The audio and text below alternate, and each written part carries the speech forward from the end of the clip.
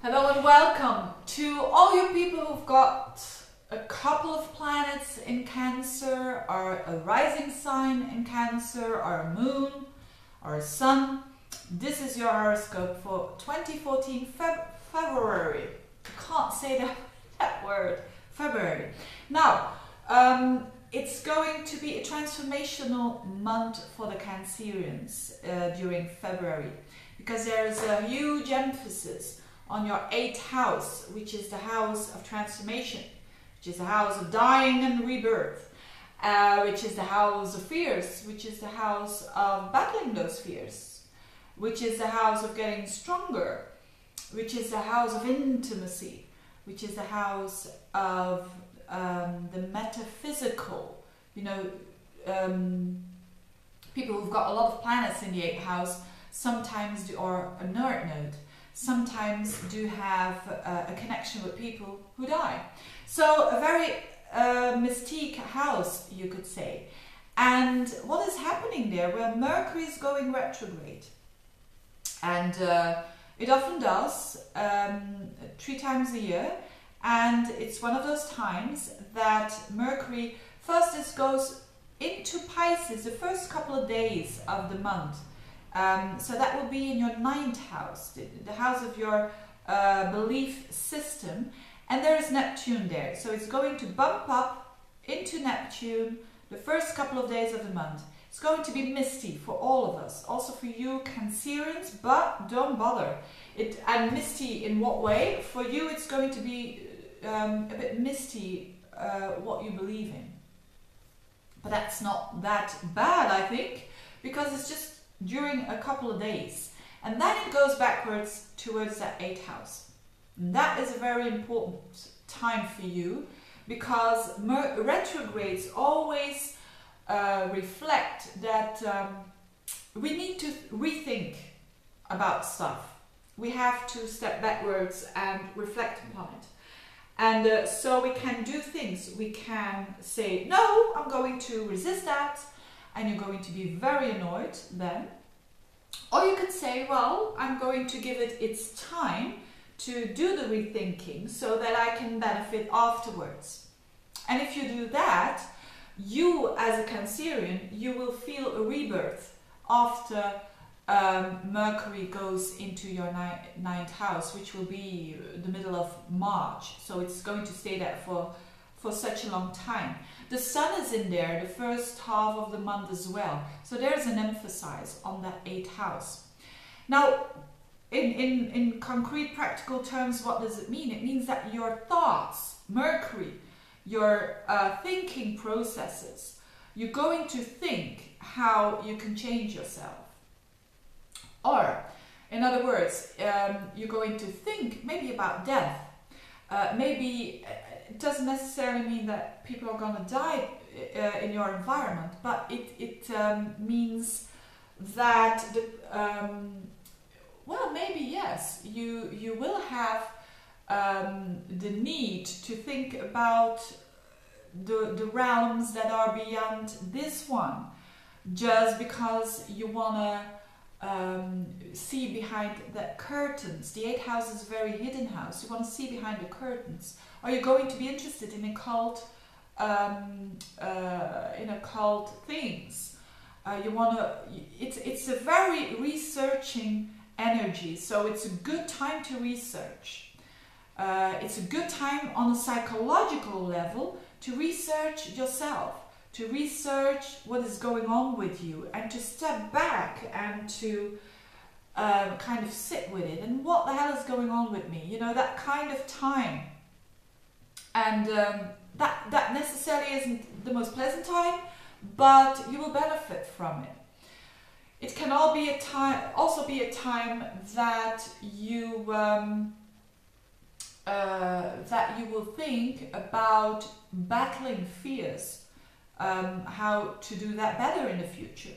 And it can be a little fear, but things like that. So all very deep stuff. You can consider intimacy and think about that, how you can achieve more intimacy into your life. And there is something nice going on as well, which I will be talking in a minute.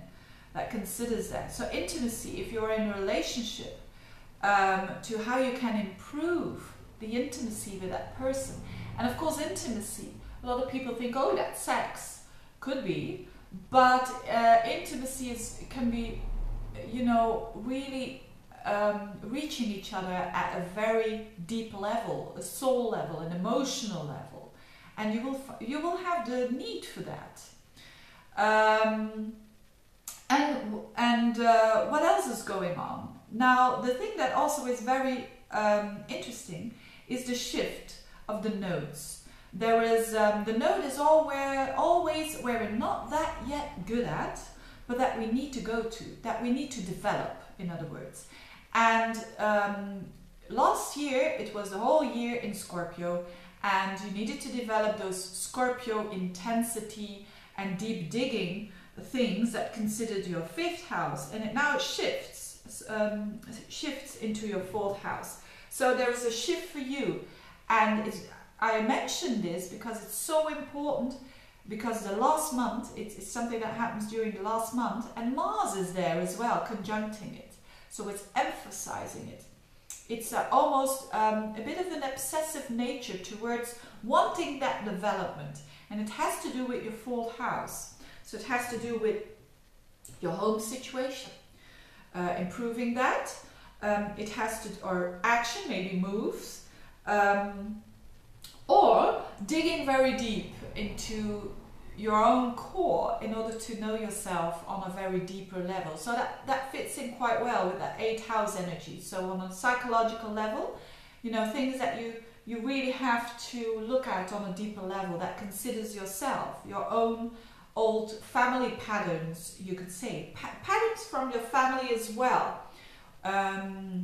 You can explore them as well. And with Mars there, it means a lot of energy, and it means an eager to do that, and you're going to maybe overdo a little bit, but it's giving you the flavor of the whole year. So that last week of February gives you the meaning of the whole year that the North Node has in your 4th house.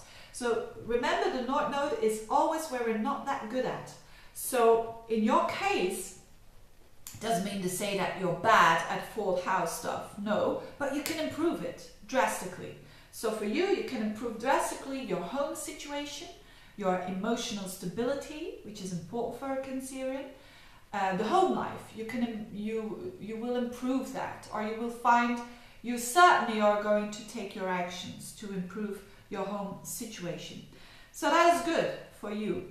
And another thing, the last thing, is that Jupiter and Chiron are making a lovely trine during the whole, actually it's for the whole month. And Jupiter is in your sign. Remember, that planet of expansion, the planet of growth. So you Cancerians should benefit from feeling bigger, hopefully not literally, but feeling bigger than you used to do, feeling a bit more confident as well.